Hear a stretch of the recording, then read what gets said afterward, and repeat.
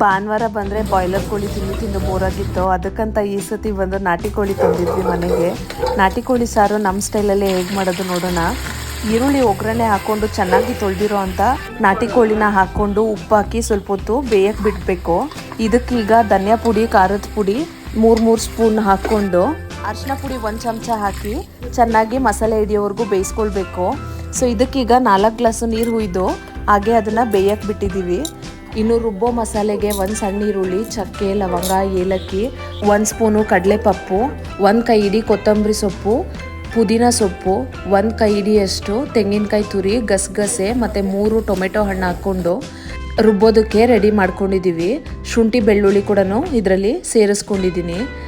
ಮನೇಲಿ load shedding ಇದ್ದಿದ್ದರಿಂದ current ಇರಲಿಲ್ಲ. UPS ಅಲ್ಲಿ ಮಿಕ್ಸಿ ರನ್ ಆಗಲ್ಲ ಅಂತ ಹೇಳಿ ಅಮ್ಮನೂ ನಾನು ಒರ್ಲಲ್ಲೇ ಇವತ್ತು ಮಸಾಲೆ ರುಬ್ಕೊಂಡ್ವಿ. ರುಬ್ತಾ ಹಳೆ ಸ್ಟೋರಿ ಕೇಳಿ ಮಜಾ ಬಂತು. ರುಬ್ಬಿರೋ ಮಸಾಲೆನ ಬೇಯ್ತಿದ್ದ ಚಿಕನ್ಗೆ ಹಾಕಿ ಚೆನ್ನಾಗಿ ಕುದಿಸಿ ಚಿಕನ್ನ ಇಳಿಸ್ಕೊಂಡ್ರೆ ಬಿಸಿ ಬಿಸಿ ನಾಟಿ ಕೋಳಿ ರೆಡಿಯಾಗಿಬಿಡುತ್ತೆ.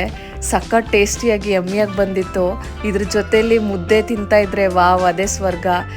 ಸಂಡೇ ಫ್ಯಾಮಿಲಿ ಜೊತೆ ಟೈಮ್ ಸ್ಪೆಂಡ್ ಮಾಡ್ತಾ ಇಂಥ ಯಮ್ಮಿ ಊಟ ತಿನ್ನೋದೇ ಸಖತ್ ಖುಷಿ. ನಿಮಗೂ ನಾಟಿ ಕೋಳಿ ಜೊತೆ ಮುದ್ದೆ ತಿನ್ನೋದು ಇಷ್ಟನಾ? ಕಮೆಂಟ್ ಮಾಡಿ.